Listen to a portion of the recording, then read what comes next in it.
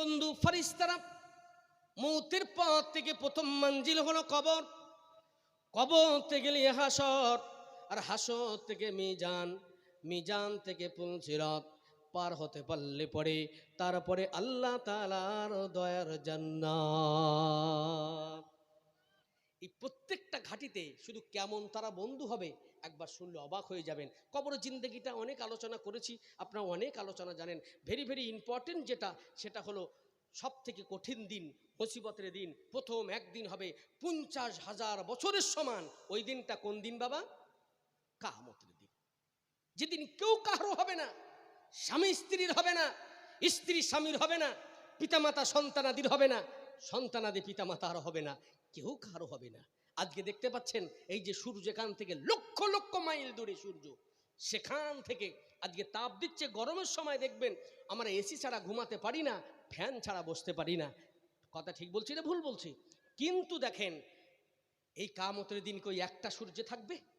এই সূর্যের আরো 11টা মুখ হয়ে যাবে, মাথার কাছাকাছি আসবে, তাপ দিতে থাকবে, মাথার ঘিনুগুলো টকবক টকবক করে ফুটতে থাকবে, মাটিগুলো পুরো তামা হয়ে যাবে। আমি আপনাদের কাছে 5টা মিনিট চেয়ে নিচ্ছি, দুনিয়ার সমস্ত খেয়াল বাদ দিতে হবে।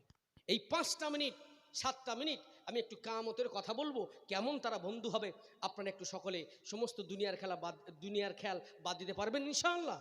তাহলে বুঝবেন, মনে করবেন যেন আমরা এখন লাইভ দেখছি। বিশ্বাস করেন অনেক নসিহত আপনারা শুনেছেন আমি জানি, তবে একটুখানি খেয়াল করুন, দুনিয়ার সমস্ত খেয়াল বাদ দিয়ে থাকুন, কারণ আজকের মাহফিল আলোচনাটা আপনার আমার জন্য হেদায়েতের একটা ওসিলা হতে পারে। জোরে বলেন ইনশাআল্লাহ। বাইনামাত সেই কিয়ামতের দিন, মুসিবতের দিন, আল্লাহর আরশের নিচে ছায়া ছাড়া আর কোনো ছায়া থাকবে না। মানুষ পতঙ্গের মতো পড়তে থাকবে, চলতে থাকবে। ওই সমস্ত কিয়ামতের দিন, মুসিবতের দিন বান্দা বান্দীদের 2টা কাতার হয়ে যাবে, 2টা লাইনে হয়ে যাবে। একটা হলো ঈমানওয়ালাদের লাইন, আর একটা হলো নাফরমান বান্দা বান্দীদের লাইন। এই 2টা কাতার, 2টা লাইন বান্দা বান্দীরা হয়ে যাবে ওই কিয়ামতের দিন, মুসিবতের দিন। যারা কিনা আল্লাহকে রব বলে মেনে নিয়েছে, প্রভু বলে মেনে নিয়েছে, ওই সময় ওই বান্দা বান্দীদের কাছে চলে আসবে। কারণ ওই সময় নাফরমান বান্দা বান্দীদের মাথার ঘিনুগুলো টকবক টকবক করে ফুটতে থাকবে। ওই সময় মুমিন বান্দা বান্দীদের কাছে ফেরেশতারা নাজিল হয়ে যাবে। তাতানাজ্জালু আলাইহিমুল মালাইকা, এই মালাইকা ফেরেশতারা হাজির হয়ে যাবে, বলবে আল্লাহ তাখাফু ওয়ালা তাহজানু, তোমাদের কোনো ভয় নাই, কোনো দুশ্চিন্তা করার কারণ নাই। চলো চলো বন্ধু, এই নাহানু আউলিয়াউকুম, এই বন্ধু ফেরেশতারা হাতটা ধরে নিয়ে একটা জায়গায় যেখানে আরশের নিচে, ওই জায়গাতে দাঁড় করিয়ে দেবে। আরো দেখেন কেমন তারা বন্ধু হবে ওই কিয়ামতের মহাময়দানে, ময়দানে মাহশারে। ওই সময় পানি পানি করে চিৎকার করতে থাকবে ওই নাফরমান বান্দা বান্দীদের যে কাতার আছে, ওই নাফরমান বান্দা বান্দীদের কথা একবার শুনুন, অবাক হয়ে যাবেন। ওই কিয়ামতের দিন, মুসিবতের দিন, নাফরমান বান্দা বান্দীরা তাদের কলিজা পেটে চৌচির হয়ে যাবে, পানি তারা পাবে না। ওই নাফরমান বান্দা বান্দীরা পানি পানি করে চিৎকার করতে থাকবে, কলিজা ফেটে চৌচির হয়ে যাবে। ওই নাফরমান বান্দা বান্দীরা যখন বারে বারে মাওলার দিকে, রবের দিকে তাকাবে, আল্লাহ রাব্বুল আলামিন ওই সময় ওই নাফরমান বান্দা বান্দির দিক থেকে মুখটা ঘুরিয়ে নেবে। আবার তারা আল্লাহর দিকে তাকাবে, আল্লাহ রাব্বুল আলামিন আবার মুখটাকে ঘুরিয়ে নেবে, আবার তাকাবে, আবার মুখটা ঘুরিয়ে নেবে। শেষ অবস্থায় তারা বলবে, রব, আমাদের প্রভু, আমাদের মালিক, আমরা কি খাবো, কোথায় কি পাবো, কলিজা ফেটে চৌচির হয়ে যায়। আল্লাহ বলবে, আজকে তোদের জন্য আমি রহমানুর রহিম নয়, তোদের জন্য আজকে গফুরুর রহিম নয়। এই ফেরেশতারা চলে যাও, জাহান্নাম থেকে উত্তপ্ত ফুটন্ত রক্ত আর পোঁজগুলো নিয়ে আসো। জাহান্নাম থেকে উত্তপ্ত ফুটন্ত রক্ত আর পোঁজগুলা নিয়ে বান্দা বান্দীদের, ওই নাফরমান বান্দা বান্দীদের কাছে হাজির করা হবে। ফেরেশতারা যখন নিয়ে আসবে ওই নাফরমান বান্দা বান্দিগুলো, ওই উত্তপ্ত ফুটন্ত রক্ত আর পোঁজগুলো তারা মুখের কাছে নিয়ে আসবে। কারণ তারা দেখবে টকবক টকবক করে ফুটছে, অথচ তাদের তো কিছু করার থাকবে না, কারণ কোথাও পানি পাবে না। ওই উত্তপ্ত ফুটন্ত রক্তবার পুজ গুলালিয়ে ওই নাফরমান বান্দা বান্দিগুলো যখন মুখের কাছে এলিয়ে আসবে খাওয়ার জন্যে, সঙ্গে সঙ্গে নিচের ঠোঁটটা ঝুলে যাবে, নাভি পর্যন্ত ঝুলে যাবে। নবীজি বলে, আমার সাহাবাই কেরামেরা, সাহাবিরা, ওই নাফরমান বান্দা বান্দিদের নিচের ঠোঁটটা যখন নাভি পর্যন্ত ঝুলে যাবে, তারা বারবার মাওলার দিকে, রবের দিকে তাকাতে থাকবে। কি করব আল্লাহ? আল্লাহ ওই সময় বারবার তাদের মুখ থেকে, তাদের দিক থেকে মুখটাকে ঘুরিয়ে নেবেন। আর ওই সময় বান্দা বান্দিদের, তাদের তো কিছু করার থাকবে না। ওই সময় তারা পানির পিপাসায় কাতর হয়ে গিয়ে, কারণ কলিজা যে ফেটে চৌচির হয়ে যায়, কিছু তো পান করতে হবে। তাই উত্তপ্ত ফুটন্ত রক্ত আর পোষগুলো বান্দা বান্দিরা যখন গালে নিয়ে সেবন করে নেবে, ঢোক মেরে তারা গিলে ফেলবে। মুহূর্তের ভিতরে পেটের ভিতরে যাওয়ার সঙ্গে সঙ্গে সমস্ত নাড়ি ভুড়িগুলো সব পচে গলে পায়খানা দরজা দিয়ে বার হয়ে যাবে। বান্দা বান্দিরা সহ্য করতে পারবে না। আবার তারা প্রথমে যেমন পানির পিপাসা ছিল, এই উত্তপ্ত ফুটন্ত রক্ত আর পোষটা খাওয়ার পরে আরো তাদের পিপাসাটা ডবল হয়ে যাবে। কিছু করার থাকবে না।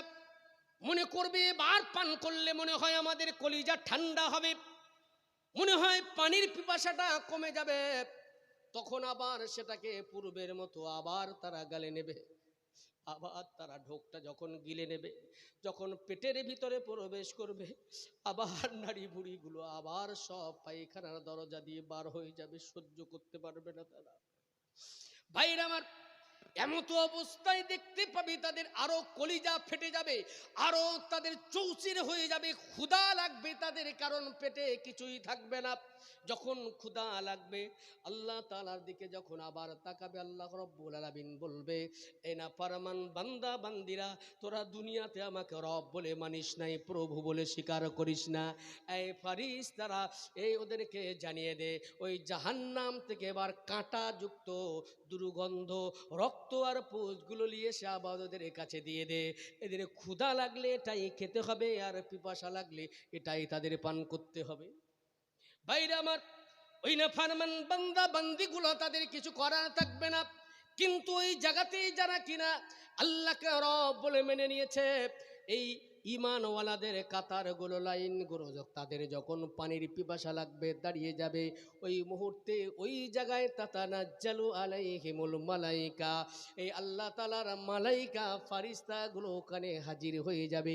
বলবে, আল্লাহ তাখাফু, তোমাদের কোনো ভয় নাই, ওয়ালা তাহজানু, তোমাদের দুশ্চিন্তা করার কোনো কারণ নাই, চলো চলো, নাহানু আউলিয়াউকুম, এই তো আমরা তোমাদের বন্ধু, চলো চলো।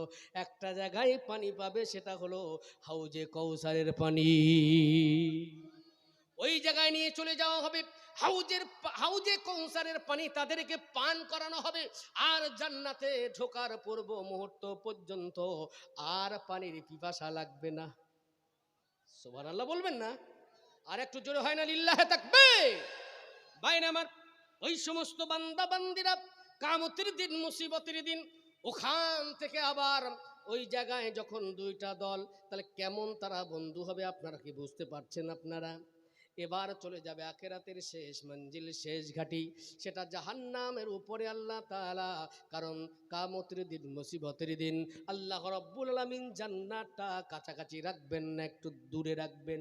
আর জাহান্নামটা আল্লাহ তাআলা কিয়ামতের ময়দানের পাশেই রাখবেন।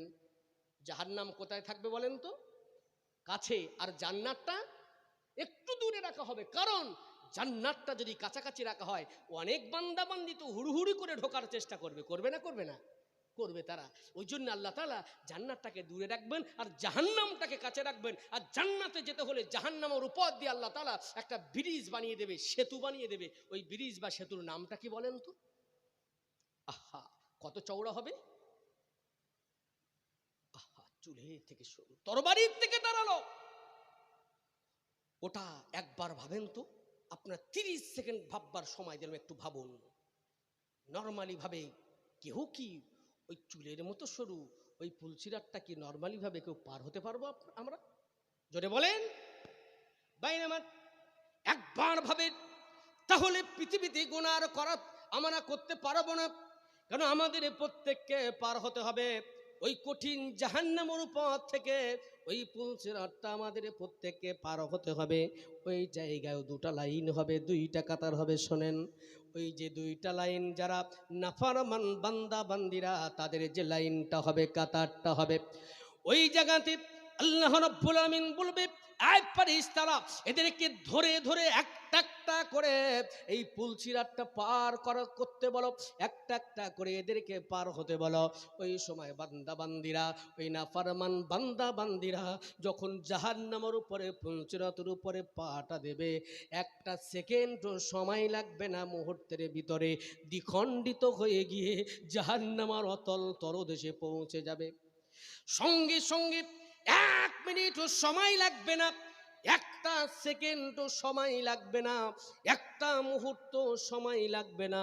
সমস্ত গায়ের চামড়া, গোস্ত, হাড় হাড্ডিগুলো, এগুলো সব পুড়ে ছাই হতে একটা সেকেন্ডেরও কম সময় লাগবে। একটা মুহূর্তের পূর্বে, ওই মুহূর্তের ভিতরে সমস্ত দেহ, চামড়া, গোস্ত, হাড় হাড্ডিগুলো সব পুড়ে ছাই হয়ে যাবে। শুধু কেবলমাত্র শুধু জানটুকু বেঁচে থাকবে। এইরকম নর্মাল দেহ নিয়ে আল্লাহ জাহান্নামে দেবে নাকি? এইরকম নর্মাল দেহ থাকবে নাকি? শুনে রেখে দেন, জাহান্নামী যারা হবে তাদের দেহ, আমি একটা সেকেন্ড বললাম, সময় লাগবে না, এইরকম নর্মাল দেহতে নয়। কত বড় কত চওড়া দেহ হবে জানেন? সাহাবাই কেরামদেরকে আল্লাহ রসুল বললে, আমার সাহাবাই কেরামেরা, আমার সাহাবিরা, তোমরা কি জানো যারা জাহান্নামী হবে তাদের দেহর দৈর্ঘ্য কতটা চওড়া হবে, কতটা প্রশস্ত হবে? লা ইয়া রাসূলুল্লাহ, আমরা জানি না। আল্লাহ রসুল বললে, শুনে রেখে দাও, এই এক একটা জাহান্নামী যারা হবে তাদের ডান সাইডের কাঁধ থেকে আর বাম সাইডের কাঁধ পর্যন্ত, এই যে চওড়া মানুষের দেহ মাপা হয়, এই কাঁধ থেকে এই কাঁধ, মাঝখানে যে থাকে চেস্ট, মানুষ কত চওড়া কত মোটা, এই বুকটা মাপলে বোঝা যায় চেস্টটা। কথা বলেন ঠিক কিনা? তো এই জায়গাতে আল্লাহ রসুল বললেন কতটা চওড়া হবে জানো?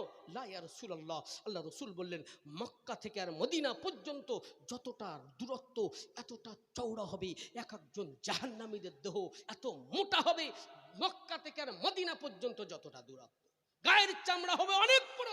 আর শুধু তাই না, শুধু একটা কথা শুনলে আরো বুঝে আসবে আপনাদের, যে দাঁত হবে, আল্লাহ রসুল বলছে ওহদ পাহাড় পরিমাণ এক একজন জাহান্নামীদের শুধু এক একটা দাঁত হবে ওহদ পাহাড় পরিমাণ বড় বড়। তাহলে একবার ভাবুন কতটা মোটা, কতটা বড় দেহ হবে। আমার বলবার কারণ হলো, এত চওড়া, এত মোটা, এত প্রশস্ত দেহ নিয়েও জাহান্নামের ভিতরে একটা মুহূর্ত সময় লাগবে না। সমস্ত দেহের চামড়া, গোস্ত, এত বড় শরীরটাকে, হাড়াহাড্ডি গোলা সব পুড়ে ছাই হয়ে যাবে, একটা সেকেন্ডও সময় লাগবে না। আবার আল্লাহ তৈরি করবে, আবার পুড়াবে, আবার তৈরি হবে, আবার পুড়াবে, আবার তৈরি হবে, আবার পুড়াবে। শুধু এইভাবে চলতেই থাকবে, চলতেই থাকবে, শুধু এইভাবে চলবে। ভাইরা আমার, কিন্তু ওই নাফরমান বান্দা বান্দিদের কথা তো আপনারা শুনলেন। এবার শুনুন, যারা আল্লাহকে রব বলে মেনে নিয়েছে, প্রভু বলে স্বীকার করে নিয়েছে, ওই সমস্ত বান্দা বান্দিরা, ওই ঈমানওয়ালাদের কাতার, লাইনের কাতারটা একবার শুনে নেই। ফারিস্তারা নাহানু আউলিয়াকুম, এই বন্ধু ফারিস্তারা কেমন তারা ওখানে সাহায্য করবে, সহযোগিতা করবে।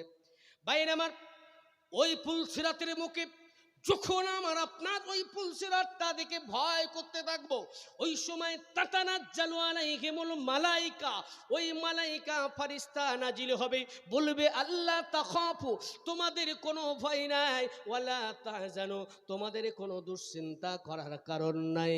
চলো চলো চলো চলো, হাতটা ধরবে বন্ধু ফারিস্তারা, আর জাহান্নামের উপরে পুল সিরাতটা বিদ্যুৎ গতির নাই পার করতে থাকবে। বলবে নাহানু আউলিয়াকুম, এই তো আমরা হলাম আপনার বন্ধু, বন্ধু চলেন চলেন, হাতটা ধরে নিয়ে পার করতে থাকবে। আর জান্নাতটা দেখিয়ে বলবে ওয়া আবশিরু বিল জান্নাহ, তোমাদের জন্য অপেক্ষা করেছে, দেখো দেখো দেখো আল্লাহর দয়ার জান্নাত। ভাইরা আমার, তাহলে কেমন তারা বন্ধু হবে বুঝতে পাচ্ছেন? প্রত্যেকটা জায়গায় প্রত্যেকটা ঘাটিতে তারা সহযোগিতা করবে, বন্ধু হিসাবে পাশে থাকবে আর সহযোগিতা করবে। জান্নাতে যত সময় না পৌঁছাবে তত সময় সহযোগিতা করবে, বন্ধুত্ব তারা ছেড়ে পালিয়ে যাবে না, এমন তারা বন্ধু হয়ে যাবে। জোরে বলেন আল্লাহু আকবার। এবারে দেখেন জান্নাতে দিয়ে দেওয়া হলো, জান্নাতে ফারিস্তারা পৌঁছে দিল।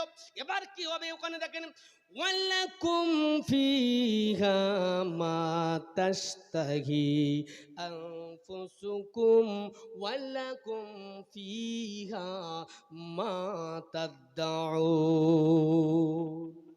বলবেন আল্লাহু আকবার।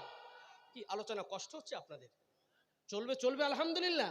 দেখি একবার পিকআপটা আরো একবার চেক করে দেখি, আল্লাহকে খুশি করার জন্য লিল্লাহে তাকবীর, আলহামদুলিল্লাহ। বাইরে আমার কেমন সেখানে ওই জান্নাতের কথা, সেখানে কি হবে এখানে, কারণ জান্নাতের কথা তো আপনারা অনেক শুনেছেন না? একটুখানি আরো একটু বোঝার চেষ্টা করুন। এই জান্নাতে আল্লাহ বলেন ওয়ালাকুম ফিহা মা তাশতাহি আনফুসুকুম ওয়ালাকুম ফিহা মা তাদদাউন। আহা, বলছে কি জান্নাতের ভিতরে তোমাদের মন যেটা চাইবে, কি হবে জান্নাতের ভিতরে? বলছে তোমাদের মন যেটা চাইবে আমি আল্লাহ তাআলা সেটাকে কবুল করে নেব, আমি আল্লাহ সেটাকে পূরণ করে দেব। তারপরে আল্লাহ বললেন না, শুধু তোমাদের মন যেটা চাইবে না, ওয়ালাকুম ফিহা মা তাদদাউন, এবং তোমরা যেটা দাবি করবে আমি আল্লাহ তাআলা সেটাকেও পূরণ করে দেব। জোরে বলবেন না? এই মন চাওয়া দাবি দুটো কি এক? ভালো করে বোঝেন। দুটো ছেলে, একটা ছেলে বলছে আব্বা একটা মোবাইল হলে ভালো হতো, আর আরেকটা ছেলে বলছে আব্বা মোবাইল দিতে হবে। দুটো কি এক? একটা হলে ভালো হতো, তার মানে মন চাওয়া, হলে ভালো হতো, আর একটা মোবাইল দিতে হবে, এটা কি? দাবি। তা আল্লাহ পরিষ্কার করে দিয়েছে, না, তোমাদের মন যেটা চাইবে সেটা তোমরা পেয়ে যাবে, এবং তোমরা যেটা দাবি করবে সেটাও তোমরা পেয়ে যাবে। জোরে বলুন আহা। এবারে দেখেন এই জান্নাতের কথা যখন উঠেছে, একটুখানি শোনেন। জাহান্নামীদের বর্ণনা শুনেছেন না? এখন জান্নাতের কথা শোনেন, কত অফার আল্লাহ রাব্বুল আমিন এখানে দিয়েছে। জান্নাতীদের দেহর দৈর্ঘ্য প্রশস্ত শুনলেন আপনারা, শুনলেন না? এবারে দেখেন যারা জান্নাতি হবে, এই জান্নাতি যারা হবে তাদেরকে আল্লাহ তাআলা, এই জান্নাতি যারা হবে তাদেরকে আল্লাহ রাব্বুল আমিন জান্নাতি তাদেরকে এইরকম ভাবে নর্মালি ভাবে, কেউ বেঁটে, কেউ মাঝারি, কেউ লম্বা, এইরকম আল্লাহ জান্নাতে দেবে নাকি? কেউ কালো, কেউ ফর্সা, এরকম করে দেবে নাকি? না। কেন? আল্লাহ বলবে যারা কালো আছে, কালোদের আল্লাহ বলবে এই তোদের আমি আল্লাহ কালো করেছিলাম, দুনিয়াতে তোদের অনেক দুঃখ ছিল, কারণ দুনিয়াতে তোদের নাম দিয়েছিল কালু মোল্লা, নাম ডেকেছিল কেলো। এই ডাকে না, কিন্তু ডাকবেন না আপনারা, আমার আল্লাহ অখুশি হয়, আল্লাহ রেগে যায়। কেন? কালো তৈরি করেছে কে? যদি বলেন ফর্সাও তৈরি করেছে আল্লাহ। আল্লাহ বলবে যাও, আজকে তোমাদের কোনো দুঃখ নাই, কারণ 10টা নবীর গুণ নিয়ে আল্লাহ তাআলা জান্নাতি করবেন। এক একটা জান্নাতীদের ভিতরে 10টা নবীর গুণ থাকবে। জোরে বলুন, 10টা নবী ও রাসূলদের গুণ আল্লাহ তাআলা জান্নাতীদের ভিতরে দেবেন। এক নম্বরে কি? কালারের কথা যেমন উঠেছে, একটুখানি বলি। কালার কেমন করে দেওয়া হবে? কেউ কালো, কেউ ফর্সা, কেউ এইভাবে না। আল্লাহ তাআলা বলছে আমার নবী ইউসুফ আলাইহিস সালামকে যেমনি ভাবে আমি আল্লাহ তাআলা তার কালার করেছিলাম, আমার নবী ইউসুফের মতো। ইউসুফের প্রেমে পড়েছিল কে? একটু আগে ঘটনা শুনছিলেন না আপনারা? তো এই নবী ইউসুফের এত সুন্দর রূপ দিয়েছিল আল্লাহ তাআলা, তা আল্লাহ বলছে কি নবী ইউসুফের মতো সুন্দর এরকম সাদা ফর্সা করে আমি আল্লাহ তোদেরকে জান্নাতে পাঠাবো। আর কেউ বুড়ো, কেউ মাঝারি, কেউ ছুড়ো, এইভাবে আল্লাহ জান্নাতে দেবে না। যারা বুড়ো হবে জান্নাতে যেতে পারবে না। সুবহানাল্লাহ বলুন। বয়স্ক বাবুজির বলছে আমরা বুড়োর জান্নাতে যেতে পারবো না। সুবহানাল্লাহ বলবো কেন? হ্যাঁ বাবু শোনেন, যেতে পারবে না, বুড়ো অবস্থায় না। কিভাবে? আল্লাহ বলবে এই যা। কেন? আমাদের দেশে একটা কথা আছে, জোয়ানে জোয়ানে হাসি আর বুড়োই বুড়োই কাশি। তার মানে কি? জোয়ান বয়সে আনন্দ উপভোগ করার সময়, এই সময় আনন্দ উপভোগ করতে ভালো লাগে বুড়ো বয়সে না জোয়ান বয়সে? জোয়ান বয়সে। তাই জোয়ানে জোয়ানে হাসি আর বুড়োই বুড়োই কাশি। তার মানে যখন বয়স হয়ে যায় ওই সময়ে বুড়ো যারা হয় তাদের রোগগ্রস্ত হয়ে যায়, তাদের আর কিছু মজা লাগে না, আনন্দ উপভোগ করতে ভালো লাগে না। আল্লাহ বলবে না, বুড়ো অবস্থায় দেব না। যা, আমার আর এক নবীর মতো, নবী ঈসা আলাইহিস সালামের মতো 33 বছর বয়স করে সবার আমি আল্লাহ জান্নাতে দেব। আর কেউ লম্বা, কেউ মাঝারি, কেউ বেটে, কেউ কুঁজো, এইভাবে জান্নাতে দেব না। না না, আমার আদম নবীর মতো, মানে আমাদের আদি পিতা আদম আলাইহিস সালামের মতো ওই রকম হাইট করে লম্বা করে সবাই একই সাইজ করে আমি আল্লাহ জান্নাতে দেব। আর কি নবী দাউদ আলাইহিস সালামের মতো কণ্ঠস্বর এরকম সুন্দর করে আমি আল্লাহ জান্নাতে দেব। আর হলো নবী মুহাম্মদুর রাসূলুল্লাহ সাল্লাল্লাহু আলাইহি সাল্লামের মতো নীতি আদর্শবান বানিয়ে আমি আল্লাহ জান্নাতে দেব। একটু আস্তে করে বলবেন সুবহানাল্লাহ। বাইরে আমার যাই হোক, যে কথা বলছিলাম, এই জান্নাতের ভিতরে আল্লাহ তাআলা এইরকম 10টা নবী রাসূলদের গুণ করে জান্নাতে দেবেন, বলবে যা কিছু মন চাইবে এবং যেটা তোমরা দাবি করবে সব আমি আল্লাহ পূরণ করে দেব। জোরে বলুন কেন দেব? আল্লাহ এখানে পরিষ্কার করে দিলেন, এই কারণে দেব।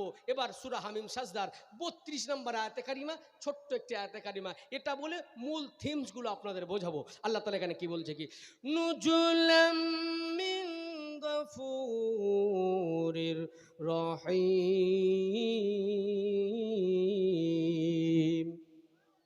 আমি আল্লাহ কেন দেব? এই কারণে দেব, আমি আল্লাহ রাব্বুল আলামিন, আমি গফুরুর রহিম, আল্লাহ অতি দয়ালু আল্লাহ তাআলা ওই সমস্ত বান্দা বান্দীদেরকে আমি আল্লাহ আমার পক্ষ থেকে আপ্যায়ন স্বরূপ এগুলো আমি সব পূরণ করে দেব। এই কারণে দেব, এগুলো আমার পক্ষ থেকে, এগুলো সব হবে আপ্যায়ন স্বরূপ। কেন কেউ কারোর বাড়ি যদি যায় সে আপ্যায়ন করে না, তার সাধ্য মতো চেষ্টা করে না?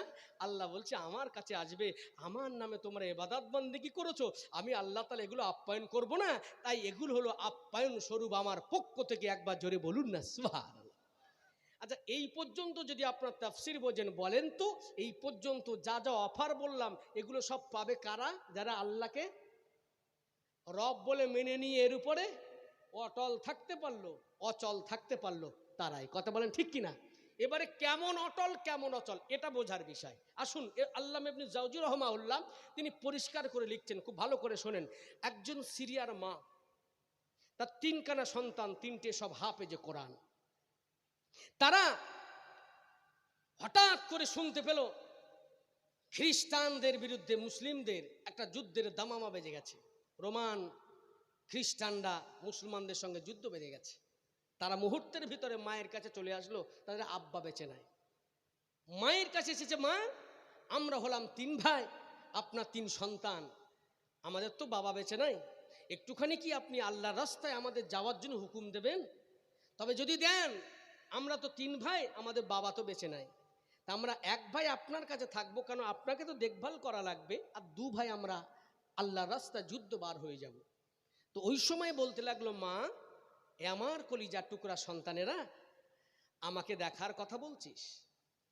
এ আমার কলিজার টুকরা সন্তানেরা, আমি যখন আমার মায়ের গর্ভে ছিলাম, যেখানে আলো ছিল না, বাতাস ছিল না, খাদ্য ছিল না, পানি ছিল না, যে জায়গাতে আমি আমার আল্লাহ আমাকে তিল তিল করে বড় করেছে, আজ দুনিয়াতে এখানে আলো আছে, বাতাস আছে, খাদ্য আছে, পানি আছে, সব আছে, সেই আল্লাহ কি আমাকে দেখতে পারে না?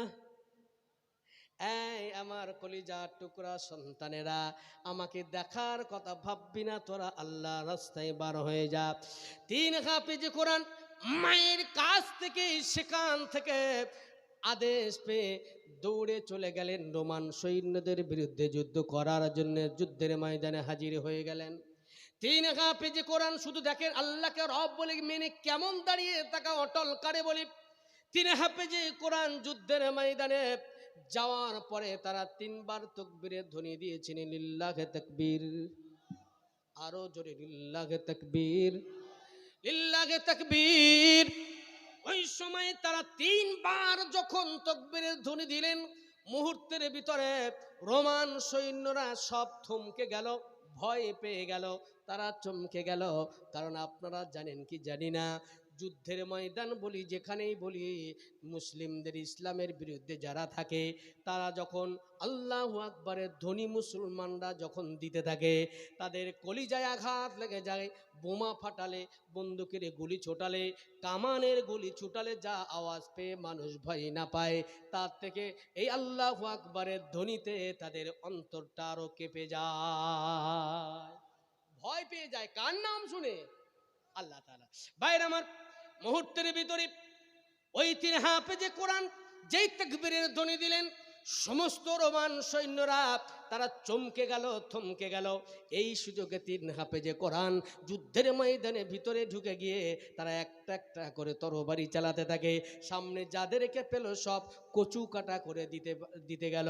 এমন সময় সামনে যারা ছিল সব কচু কাটা হয়ে গিয়েছে, আর পিছনের দিক থেকে কোন রকম যারা বুঝতে পেরে একটু সুযোগ পেয়ে নিজের জানটুকু বাঁচিয়ে নিয়ে রোমান বাদশার দরবার হাজিরা দিয়েছে। বাদশা জাহাবানা, আমরা আর যুদ্ধ করব না, যুদ্ধের ময়দানে যাব না।